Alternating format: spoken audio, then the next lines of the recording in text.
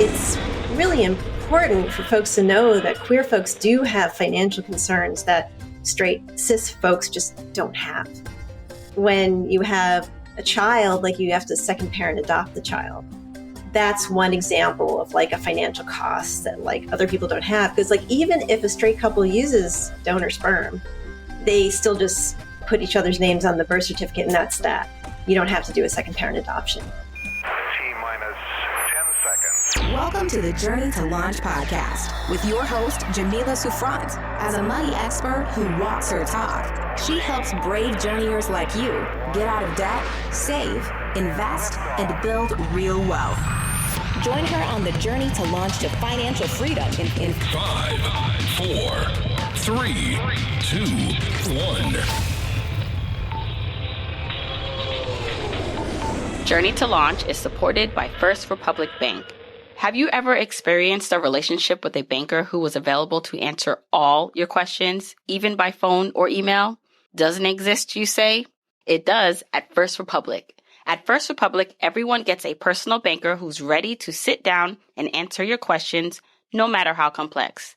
As someone who talks about money for a living, even I still get confused or have questions about my money. No question is too small or complicated. I know I can call up my personal banker, Linda, who is dedicated to helping me make the right decision. You deserve that too. And did you know that First Republic's commitment to extraordinary service extends beyond its clients? First Republic is committed to strengthening the communities it serves through meaningful partnerships with innovative nonprofit organizations. To learn more, visit firstrepublic.com. That's firstrepublic.com, member FDIC, equal housing lender. If you want the episode show notes for this episode, go to journeytolaunch.com or click the description of wherever you're listening to this episode. In the show notes, you'll get the transcribed version of the conversation, the links that we mentioned, and so much more. Also, whether you are an OG journeyer or brand new to the podcast, I've created a free jumpstart guide to help you on your financial freedom journey. It includes the top episodes to listen to, stages to go through to reach financial freedom, resources, and so much more. You can go to journeytolaunch.com/jumpstart to get your guide right now. Okay, let's hop into the episode.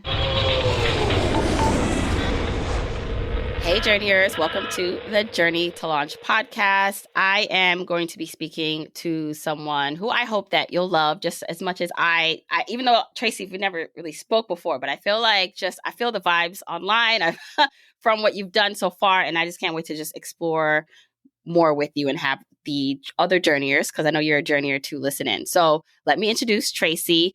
Tracy Levesque is the co-owner and co-founder of Yikes, Inc., a web development agency located in the vibrant Fishtown neighborhood of Philadelphia. Certified women and LGBT-owned, Yikes is also a proud B corporation focused on sustainable business practices and observing the triple bottom line: people, planet, and profit. And I'll just do like a more informal introduction. The way I came across or know of Tracy's because Twitter is, I think, the first place I saw you, Tracy, and you would always retweet and give like thoughtful commentary about some of the episodes as you, I guess, were listening to it. And then you had a blog post, which I thought like blew me away because Tracy wrote a blog post about all the things she learned from binge listening to the entire catalog of the Journey to Launch podcast. So Tracy listened to every episode. I think you did it from start to finish. From episode 1 all the way through. I listened to almost nothing else. Oh my gosh. Not only did she do that, but she took the time to write a blog post about it and gave some very thoughtful takeaways. I was just so impressed because it's like, I told her before, like, don't be nervous talking to me. I'm just me. And so I'm always surprised when people view Journey to Launch and myself this way. And I know that you've also been able to accomplish some amazing things with your finances and you're still on the journey yourself. So I thought it'd be perfect to bring you on the show and talk more. So welcome to the podcast, Tracy. Oh my gosh. Thank you so much. This is like a dream come true. I can't believe this is happening actually. Like, I was at the most, I was hoping that you would maybe read it and be like, oh, that's nice and move on. But the fact that here I am now, I'm just amazed. Oh, okay. So tell me first how you found out about the podcast itself, and then how you yourself got on this financial journey. Sure. I'll start from the beginning. So since my late 20s, I've been into finances. And it all started because I think I saw Susie Orman on Oprah. And then I read her book, The 9 Steps to Financial Freedom, and it absolutely changed the trajectory of my life. So I started a very, traditional conservative work until you can't work anymore, save in your retirement accounts, and maybe someday you'll be able to enjoy like all your hard work. And then I also listened to Life Kit, the podcast Life Kit, and Tiffany, the Budgetnista Aliche, was a guest. So after that, I bought her book and read the book. And that's the first book that introduced me to the term FIRE. And when I first heard that term, I was like, I had this visceral, like, that's not responsible. That's not possible feeling. And it kind of scared me a little bit, but I was intrigued. And so I wanted to learn more. And then you were a guest on an episode of Frugal Living, and you mentioned FIRE. And so then I sought out your podcast, and I was just hooked from episode 1. And then I listened to all the episodes until I caught up. Wow. And so you were curious. But what I love too is just, and this is what I say, like, if you're a curious person, even if you don't always like agree right away, but you're curious and you're willing to listen, as long as it's not harmful content, like I just feel like you just never know where you might actually agree with something or learn something you can use to your benefit. I think that's a superpower that some people just don't have. Right. I think you need to lean into things that scare you because it'll open up your mind. You have to just keep an open mind to things that are, like you said, not harmful. Yeah. Okay. So I would love to dive deeper into your backstory a bit. You had filled out a questionnaire about just like your history, because I like to get that information so I like have a basis of how we chat. And you mentioned your mom and dad, but you mentioned your mom and like she blew me away with like what you wrote about her. So can you just give me a background of like her coming here and like what she was able to accomplish and how that impacted you on your financial journey? Sure. So my mom is from the Philippines, and she moved here when she was like 23 years old. And she became a med tech, which isn't a super high paying job. It's like a decent job, but she would watch TV or listen to the radio and hear about the Dow Jones. Dow Jones is up, the Dow Jones is down. And she loved to tell this story. She'll tell this story in a minute. And she's like, what's the Dow Jones? And so she looked into it. She went to the library, looked into it, and also she saw advertised on TV like this 10-course guide to the stock market. So instead of buying it, I think she took it out of the library and had my dad photocopy it at his job. I just got that new tidbit. And then she just taught herself the stock market, and she has made a lot of money in the stock market. She was very, very successful. So she didn't sit my brother and I down and teach us about the stock market. I think she tried once, but we weren't paying attention. But what I learned from her was money was not something to be afraid of. Money was something to make work for you. And that lasted with me. And I think that's, why I am the way I am today. Yeah. And isn't it like fascinating how like, so my mom also immigrated here and she was 20. And I know, like, they didn't have the internet back then. And so she was able to find resources and make her way in like a country she had no real connections or leverage in. Like she said she used to look through the yellow pages, find information the old fashioned way. And just think about how much of privilege we have now, like in our generation and what our kids have and how much easier and just more accessible information is. Right. I think when my mom wanted to make a trade, she actually had to call somebody and they had to do it for her. And now we just Robinhood on your phone. You can make a trade like that, or Schwab. You just hit a button on your phone and you've made a trade, or you can automate the whole thing. Yeah. So, okay, you had this great foundation, even though you weren't trading stocks yourself, but you had this great basis of what was possible. Right. I had like a growth mindset. My mom gave me a growth mindset, not a scarcity mindset, and not that money was something to be afraid of and something you don't talk about. How did you guys manage money growing up? Was it something where like you said, there was no scarcity of it? Did you have the latest things, or was it more low key and still with the investing mindset that you saw growing up? It was super low key. So my mom comes from the Philippines. My dad is a Jewish guy from the Bronx. So they both come from very modest backgrounds, and they never felt a need to show off wealth. And we were never spoiled. We were spoiled in like learning, like if we wanted music lessons, that kind of thing, like encouragement in like education and learning, but we were not spoiled with things. And I really appreciate that too. Like a modest lifestyle, frugal, but not, but comfortable. Like I never felt like I needed anything, or I never had that feeling of like I'm losing out on something or I'm missing out on anything. Which I'd like to say, I brought that up specifically because I feel a lot of times parents or, people who have children in their lives feel like the material things, like if they can't do certain things or they can't do better than they were given, they're not doing well enough.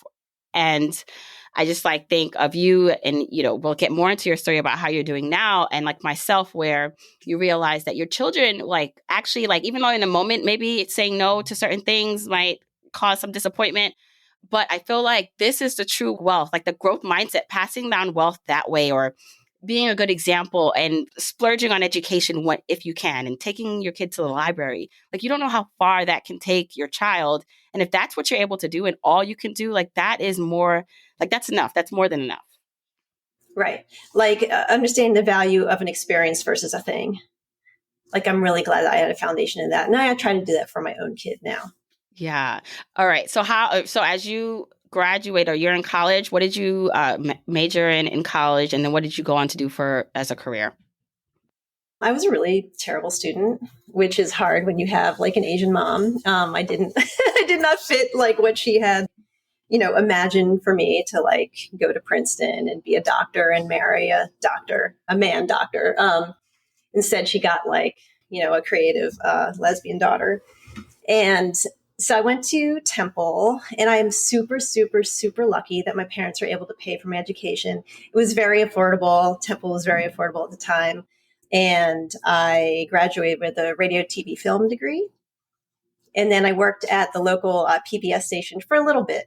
But while that was happening, I had a real interest in computers. So I was really interested in early internet. We're talking before the internet even had a graphical interface. It was all just text. And then I met my wife when I was 22, and the two of us also liked computers. And we met another woman who was also super into computers. And the three of us started teaching ourselves HTML and learning to make websites. And we started making websites for nonprofits that we were involved with. And then the three of us were like, hey, we do this for free. We should start a business. And so we just did. And so we still own that business to this day, a web development agency. But with information, even though it was probably better than when your mom was looking, through the yellow pages or having to call around, how did you know how to start a business? And how long ago was this, to give us context? This was 95, I'd say. 94, 95, we started as a partnership. And then in 1996, we incorporated. And was it profitable from the very start? How did you get your first clients and start building the business? Because it's you, like you said, you still have it today. Yeah, it was profitable from the start. We completely bootstrapped the business. We never got funding. I think we got a loan or two, here and there along the way, but we were able to pay this off early. And I don't know, we just hustled, I guess, in the beginning. I remember, just having the energy to be able to work nights and weekends, and, the entrepreneur hustle. It's tough, but we just, we were really focused on customer service and really helping people understand computer stuff, because it can be scary. And, just being your friendly computer company and bridging that gap, that technology gap. Right. And what about also, I know real estate is a part of your portfolio. So how did you get into real estate, and how does that play into what you're doing now? So fast forward from 96 to 2010, the business was in our house, and then we had an actual office, and then our office, the rent was being raised. And so, and by this time it was just my wife, Mia, and I who owned the business. And we're like, well, we should look for a building, to maybe a nice little building with a storefront for the office and a couple apartments up top. So we started looking, and then I found two completely abandoned dilapidated buildings that had, one of the buildings had like a whole water damage all the way from the roof all the way down to the basement, just a hole going through the whole thing. They were 2 buildings, 4 apartments, 2 storefronts. I just fell in love. And I'm like, this is what I want. I want to do this, and I want to do a LEED Platinum rehab. And if anybody is familiar with LEED, it's like a sustainable certification for buildings, for green building. So like, I want this project. This is what I want to do. And then Mia was like, couldn't we find something like we could just move right into? And that was easy. I had to do a lot of convincing. But I hustled. I went to every bank that would talk to me. I applied to every program. I think I won like 6 grants to do this project. And we did it. We were the first LEED Platinum mixed use rehab in Pennsylvania. Oh, wow. And they were connecting properties, or they were separate? Mm-hmm. Okay. I'm in it. I'm in one right now. Oh, wow. So again, how long ago was this? This is 2010. And then we moved in 2011. And while I was able to secure 2 banks, so a primary lender and then a secondary lender, which is also like a program with the city of Philadelphia who supports small businesses, we also had to put our own money in. And as we were getting towards the end of the project, you know how any construction project, scope creep comes in, things just kind of like spiral out of control. And we wound up having to like put a lot of our own money in that we didn't have. So a loan from my brother, we maxed out 6 credit cards. We took out 2, lines of credit. We had a home equity line of credit. So we were just like maxed out. And I am so anti-debt. Up until that point in my life, I had never had any debt except for our home mortgage. And so we made it. We're like, yes, we made it. But now I had a giant pile of debt. It was like over $100,000 in debt. So I also have another blog post about how I paid all that debt off in 10 years. Oh, well, we'll definitely link that. But I'd love for you to give some just tidbits of how you did that, right? Like, so for someone who is debt adverse, you get this opportunity where it's like, okay, but this, you could, see it as an investment. Like how, once you had that debt, what did you do to get rid of it? So the first thing I did was make a spreadsheet because I love making a spreadsheet. And I had every single debt, debtor that we owed. And I made a list, the amount owed, the credit line, if applicable, and then the interest rate. And then just as aggressively as possible, paid off the highest interest rate loans. And then when we got things down to like a little bit more reasonable, I started using zero balance transfers. So I would do a zero balance transfer and apply it to one and then aggressively pay it off, and then do it again until like it was like 6 credit cards, 5 credit cards, 4 credit cards. And it took me 10 years, but in the pandemic, I finally paid the whole thing off and it felt just amazing. So, and another thing is I borrowed money from my brother, which people should never do that, right? Never lend or borrow money from family members. So because that's a thing that like so many friends, like, they'll never see that money again. I made it my priority to pay him back. And so that felt the best when I finally made that last payment to him. Like that felt good. And I paid a little extra after that. And then any money that came into our lives, tax refund, a bonus, any bonus money, just threw it at the debt. And we lived really frugally for those 10 years. We didn't take big vacations. We didn't buy anything, make any huge purchases. Like anything that was going wrong with our house that we lived in, I just kind of ignored it. Until all that debt was gone. And then we did buy these buildings, right? So the rental income started coming in from the buildings, we also used that to pay down the debt. So at the end of the day, I think, was this worth it, right? Like all that time that we were paying all this debt, we could have been maxing out our Roths. We could have been maxing out our, IRAs. It could have been just like saving, like building our emergency fund and whatever. And yeah, I think it is worth it because the neighborhood that we bought in is a really hot neighborhood now. At Fishtown, like, I guess it's kind of like the Greenpoint, Brooklyn, maybe, of Philadelphia. And like Forbes named it like America's hottest new neighborhood in 2018. And the buildings appraised at like $1.38 million when we did a refi last summer. And we were able to refi and get rid of that subordinate lender and just have one lender at a lower interest rate. And so our debt service per month is like lower. So yes, it wasn't worth. And also, I got to like do something good in Philadelphia. I love Philadelphia so much. I love the city. I was able to take buildings that were abandoned and make them beautiful and not just rip them down and put up something new and that doesn't fit with the neighborhood. I was able to do a green rehab. Like we have solar panels on the roof. Everything is like super efficient. So I was able to give back to the city I love. So yeah, I think it was worth it. And so it took you 10 years to do that. So how did you stay the course? And you have a partner, right? So your wife is also involved in this journey with you. How did you not get discouraged? Because a lot of people right now are within that right now. And it will take, they may be just starting and they're looking forward, like it's going to take me so long. So how did you enjoy it? How did you stay focused or just withstand the journey? Well, I mean, like you always say that you have to enjoy the journey. And, for me, like I like to enjoy all the times in my life. Like a lot of people think like either their best days were in high school or their best days are ahead of them. It's like, I want to enjoy like every moment, no matter where I'm at. And so, I've made choices in my life to do that, like living where I live, making sure like having lots of friends in my life, like still doing things, having hobbies, like this, everything in my life brings me joy. So no matter debt or no debt, I'm still enjoying life. But the debt was hard, like mentally it was hard. I really didn't like having it, but I just stayed the course. We stayed very just focused on getting that paid off. And, and things also come your way. It's like we had to replace our water heater.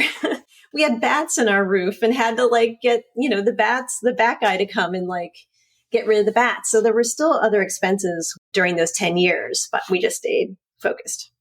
Were you still investing? I heard you said you could have been doing more with investing, but you chose to kind of go all in on debt. So what was your perspective or stance on investing while you were doing that? And what is it now?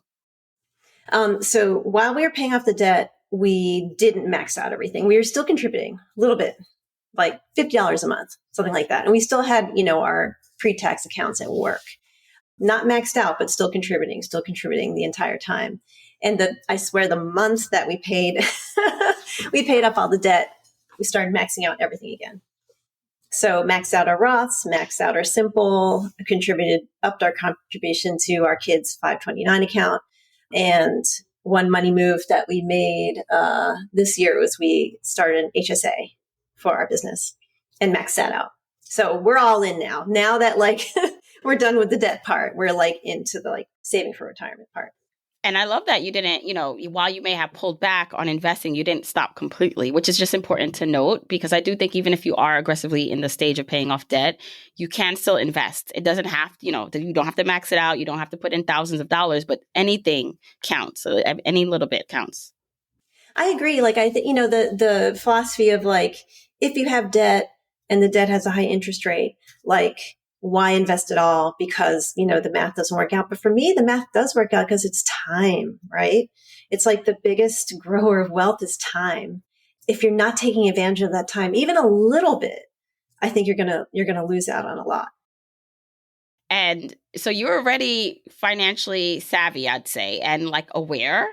And then you find out about the financial independence movement. So this like adds a layer. I always like to say like, I also knew about like being the basics of money before I found out about the FIRE movement, but finding out about it like opened up a whole new world. Like it was almost just like, all right, sure, like get out of debt, be debt free, and contribute the 15% to your retirement account. Like that's your goal. And then wait, there's another level to this where potentially I can stop working before the standard retirement age. Like what is this? So I know you said it was uncomfortable at first.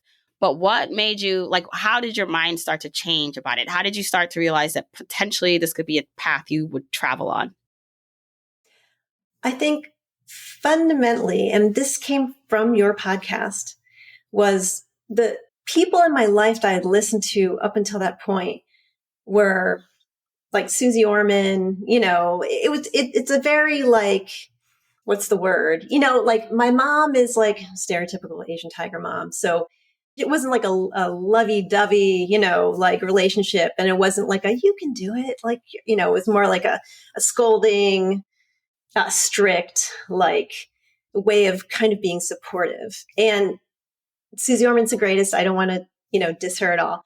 But, she's kind of the same way. It's also like Susie Smackdown and like, that's so wrong. It's not even funny. Like just kind of strict teaching. And I thought I respond well to that because the way I was raised. But then when I started listening to you, and there was a quote that you said, it was the REIT episode. And you're like, one thing I can say about journeyers is they're smart.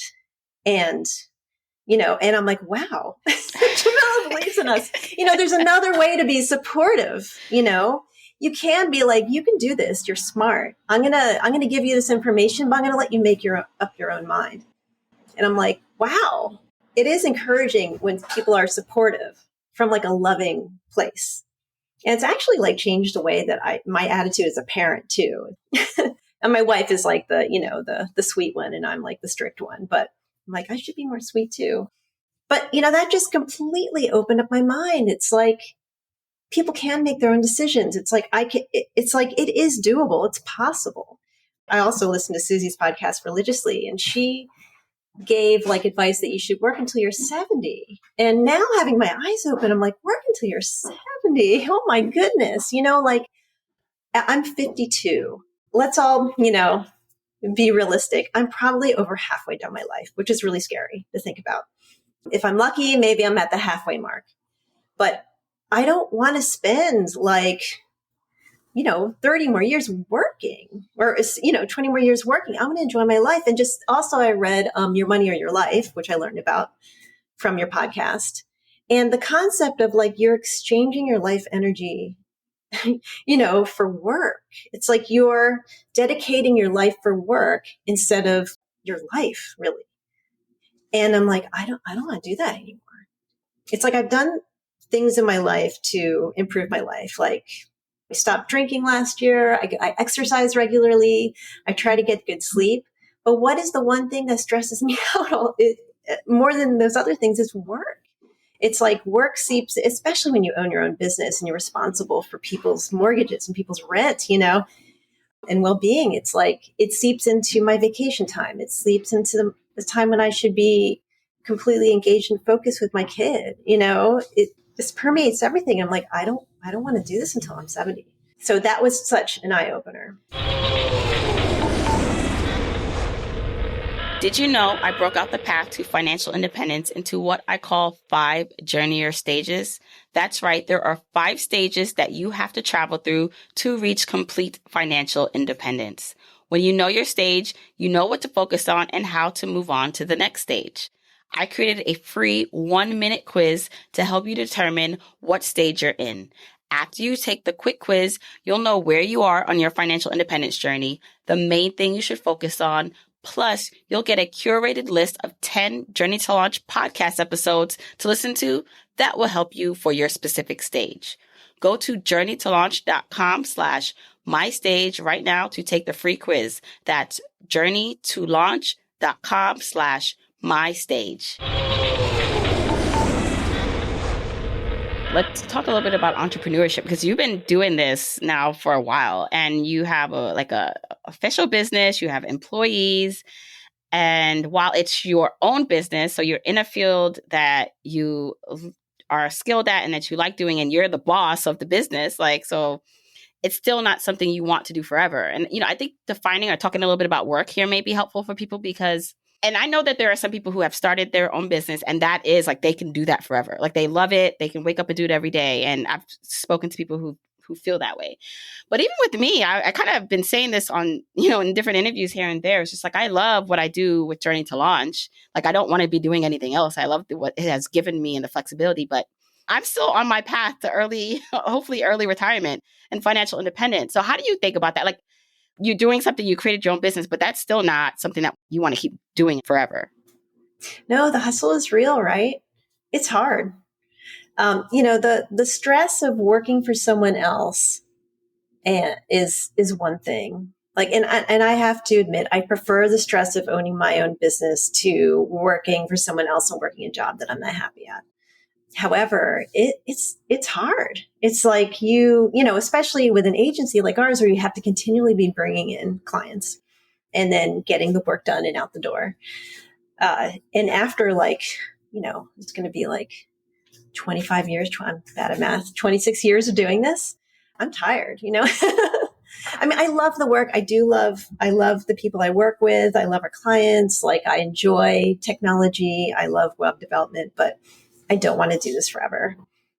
I want the freedom to enjoy my life. It's like those moments that my wife and I get to be on vacation and we just get up and we're like, what do you want to do today? I don't know. Let's go here. Let's go there. And like, we go to a farmer's market, like buy ingredients or what we want to cook that day. It's like the simple freedom of being able to do what you want with your day. I want that all the time. Someday. Yeah. Soon. Soonish. Sooner rather than later. But I know you're still doing the work that you need to. So now you're investing and you switch, right? And that's the beauty of paying off like debt, is that you now get to decide where your money goes. Like, it goes to now fund or invest in the things that will help you.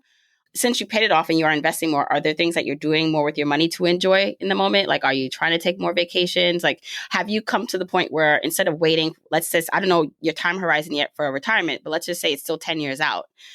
Are you trying to bring more of that enjoyment to today? So like taking more time off, is that possible? Vacations, like how are you balancing that? Yeah, I think just like simple vacations, like, if our kid goes to summer camp and he's away at summer camp for a week or two, then we'll like go somewhere and just like get an Airbnb and enjoy life and like do whatever we want. Now, here's another little thing that I didn't talk about yet. We had a fire during the pandemic in June of 2020, and we had a complete gut rehab of our house. So while insurance paid for a lot of it, we did put our own money in. So we do have a little debt from that we're paying off.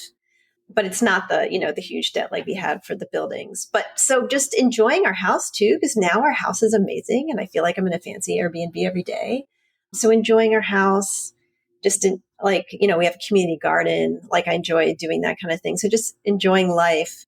But we've maxed out like everything else in our lives. And I know it's like, I was just listening to your episode that dropped today, Purple, yeah, and how she said, which I found very interesting, now that she's retired, she doesn't think about money at all.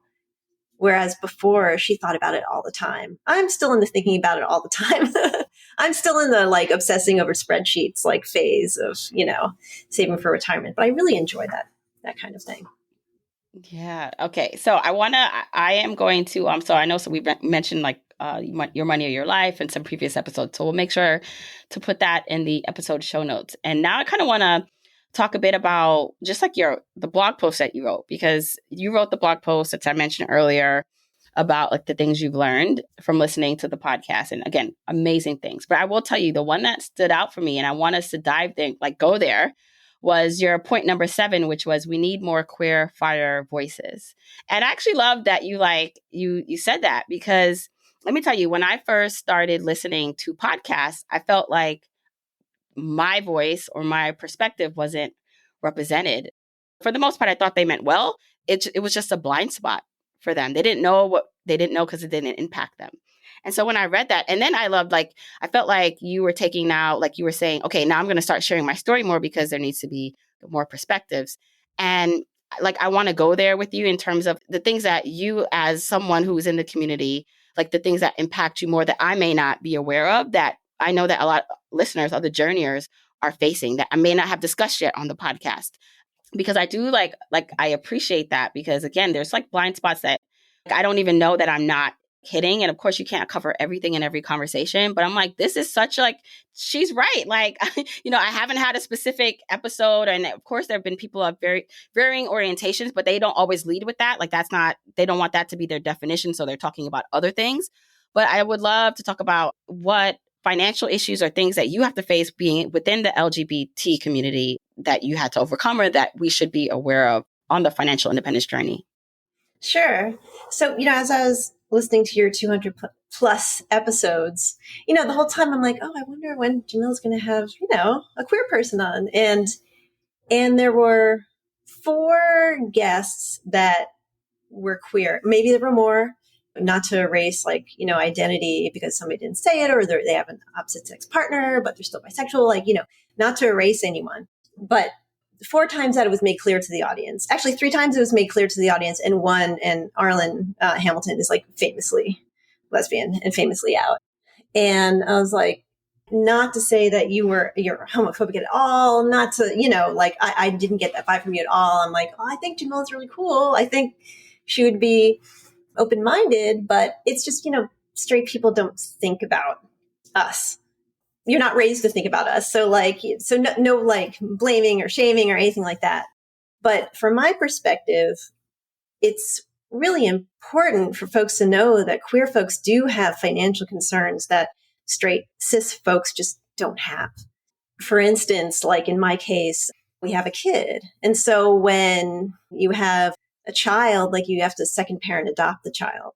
So I gave birth to our kid, but my wife and I had to adopt him together. So even though he's my biological child, I still had to go through a background check, still had to go through the adoption process. And that process costs a few $1,000s. We had to go to a judge and do the whole thing. So that's one example of a financial cost that other people don't have. Because even if a straight couple uses donor sperm, they still just put each other's names on the birth certificate and that's that. You don't have to do a second parent adoption. That's just one example. Another example is especially for transgender folks. Gender affirming healthcare is really expensive. Not all of it is covered by insurance. A legal name change, also expensive. And also, it really depends on where you live in this country, how expensive it's going to be and how hard it's going to be for you. If there are laws actually trying to make you illegal, essentially. In Texas, the governor there, he issued a letter to Texas state health agencies announcing that giving transgender kids affirming healthcare is considered child abuse. And those parents should be turned into authorities. So now you have this whole situation where we can't just live where we want. If you want to move to some place like Florida, because it's more affordable, right? Maybe the cost of living is really low. Well, they just passed a don't say gay bill that in school up until 3rd grade, you're not allowed to mention LGBT anything. So could you imagine if we had our kid there in kindergarten and we had to tell our kid, you can't talk about us when you go to school. And then what does that say to kids? It's there's something wrong with my family. And I'm not saying we're not the only ones that don't have the freedom to not live where we want to live, but it's just something to consider. Yeah, but even going to that when we give ideas of how to, save money on housing, right? Move to another state or even travel hacking across the world, even going to countries, making sure that the countries are safe. Yeah, absolutely. There are some countries where it's still illegal to be gay. We can't just go everywhere we want. I don't want to go somewhere where it's illegal to be me. Yeah, and I always say the solutions are not going to be discovered, immediately, but I think acknowledging them is a starting point. And this is why it was so important for me to talk to you, other than thinking that your story was great. It's just also inclusion. What I wanted to happen when I realized that I wasn't listening to podcasts that had enough voices, it was one, all right, I'm going to start my own thing so that I can bring on and do that. But then 2, I pick up when speakers, and I know they can't do it in every sentence. You can't affirm always everything, sometimes sentences or scenarios and bring everyone inside of it. But I just really appreciate when I hear someone who is different than me at least acknowledge that there is a difference. And maybe they don't have the solution for it, but they can acknowledge it. And then it helps someone feel seen, or at least help them understand all right, so we know it's different, but also what help is there out there? So for you, are there any resources or things that you found helpful as you navigated your finances, any organizations or ways that you were able to go through some of these processes? Well, I'm really lucky to live in Philadelphia, which is one of the best places in the United States to live when it comes to LGBT laws. But then leave Philadelphia and most of the rest of Pennsylvania, we still don't have equal rights. It's in 29 states, there are not laws protecting LGBT folks. So you could still get fired from your job. You could still get denied housing and public accommodations. Public accommodations meaning things like restaurants, hotels, theaters, museums. You can still get kicked out, and it's legal, totally legal. And, people think that, oh, well, you can get married now, so everything's good. It's like, yeah, but you can get married on a Saturday and fired on a Monday, depending on where you live. The thing that's frustrating is politicians still feel free to specifically pass laws targeting us, like the Don't Say Gay law and all the anti-trans laws that are happening. It's like, don't get me wrong, people are still passing awful laws that affect, all kinds of people.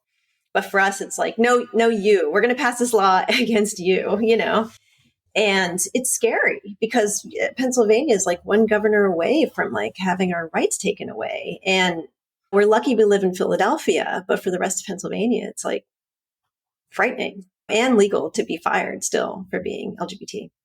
So have you come across organizations or resources that are helpful, even with like insurance? I know like that also can present some problems, especially as if you are an entrepreneur or someone needing to go, like it can be more expensive. Like what have you found that has been helpful, if you can share anything?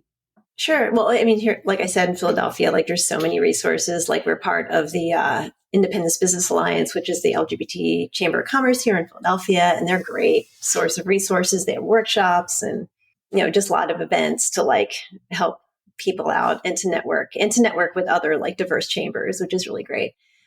We have, legal organizations, we have health centers, we have really great organizations and support for the LGBT community here in Philadelphia. So that we're very lucky. And, my wife, we're really privileged and lucky to be able to hire like LGBT owned, run a like law firm to help us with all of our papers and estate planning and the second parent adoption and those kinds of things. And, marriage changed a lot. Before marriage was legal, there would be situations like during the AIDS crisis where a gay man would lose his partner, but then the house was in his partner's name and he couldn't afford the real estate transfer tax, so he'd lose his house. So marriage did help with a lot of those things.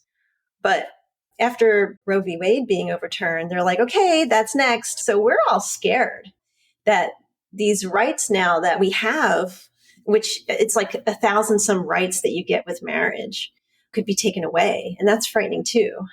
I've been out since 1988. I'm used to like fighting the fight and living through it. So I think I'm not super scared myself. But as a community, I think folks are really afraid about the status of their marriage in the future.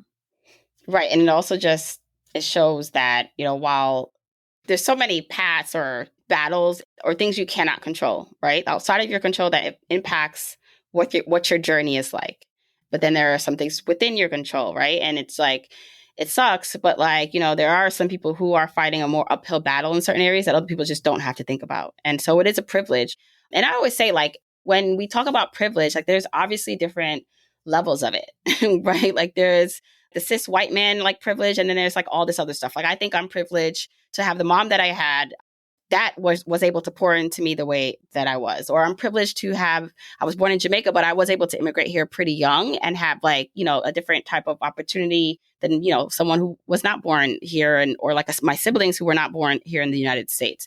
So I don't know. I just want us to like not take that always as an insult, like to acknowledge our privilege and to, have more of these conversations about it, or open conversations about what it's like for someone who's walking a different walk from you, because we can learn a lot from that.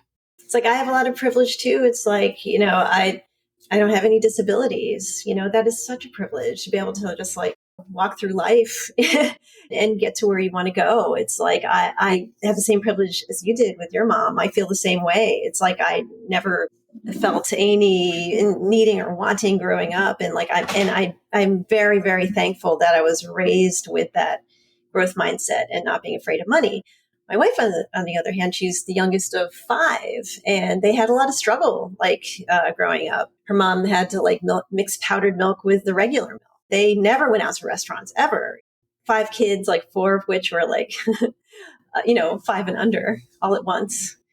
I can't even imagine. So she comes from a background that is, where she's has more money worries and feels like she can be like broke at any moment, even though everything's going to be fine. So yeah, I have a lot of privilege in this world, and I acknowledge that and like try to do what I can to like help other folks.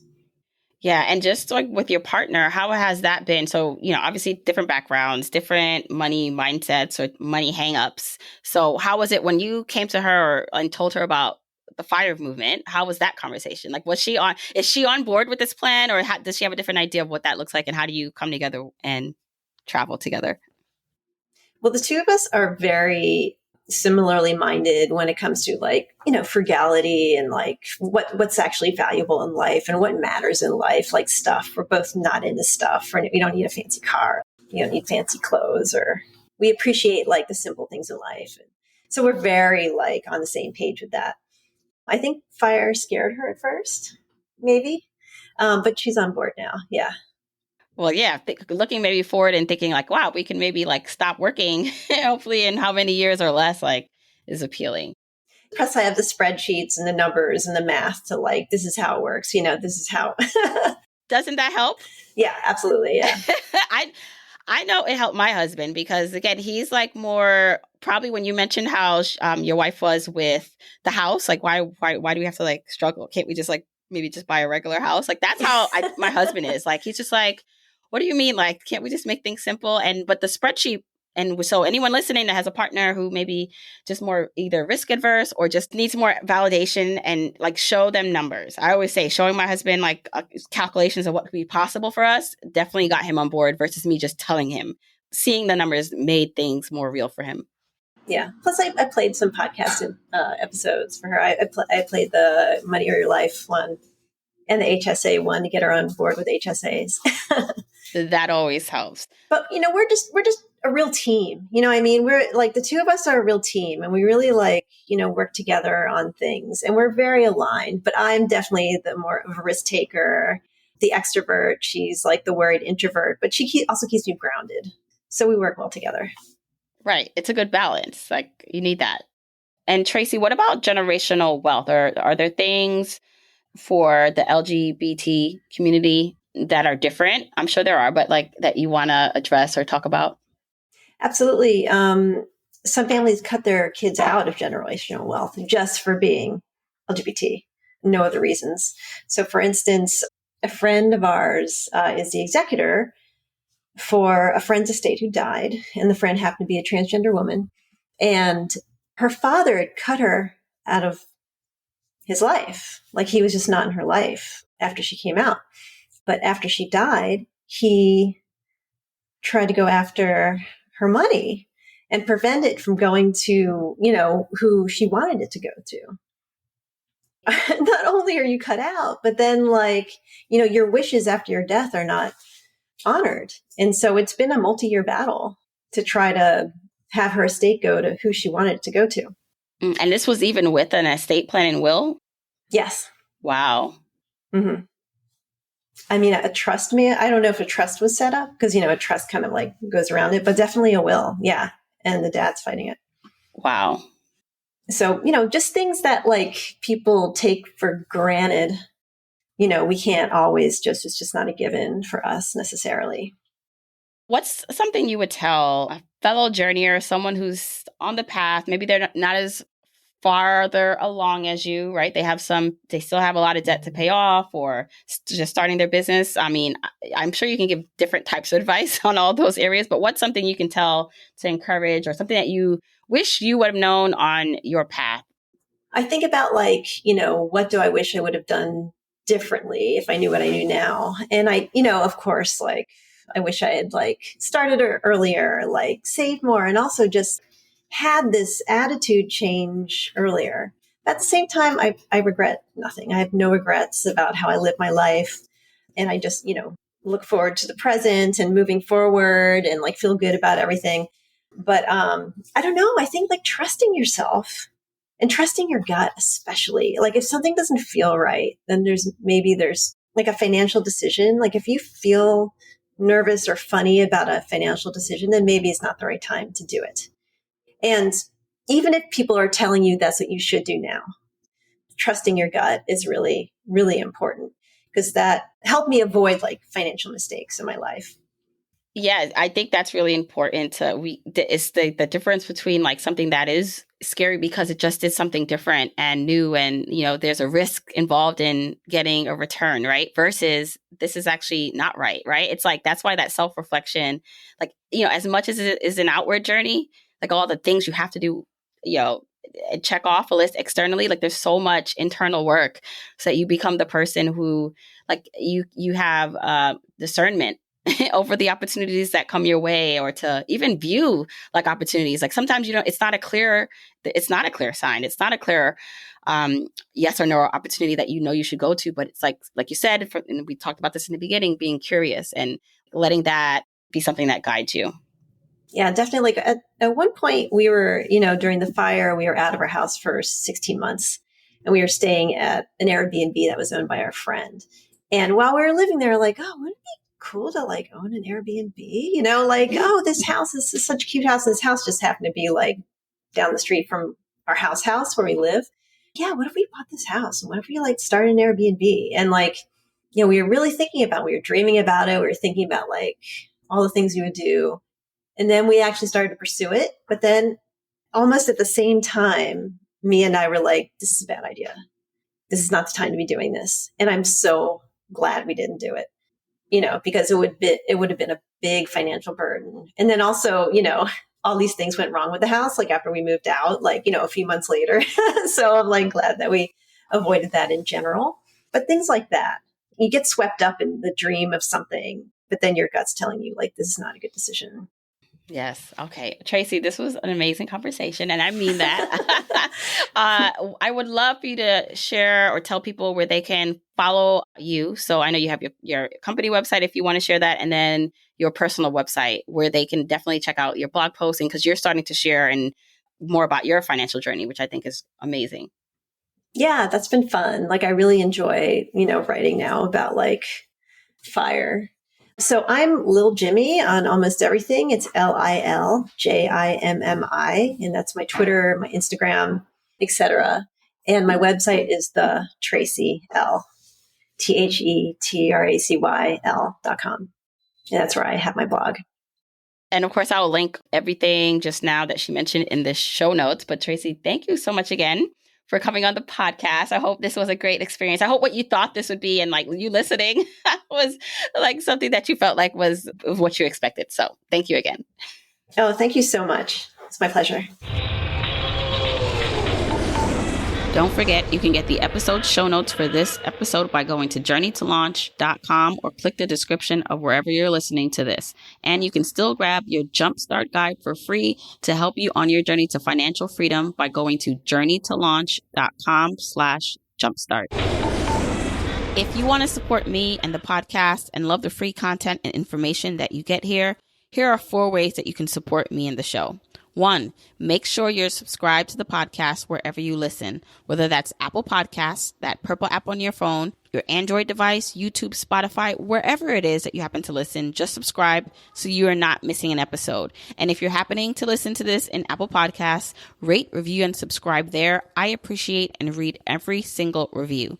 Number 2, follow me on my social media accounts. I'm at Journey to Launch on Facebook, Instagram, and Twitter, and I love interacting with journeyers there. 3, support and check out the sponsors of this show if you hear something that interests you. Sponsors are the main ways we keep the podcast lights on here, so show them some love for supporting your girl.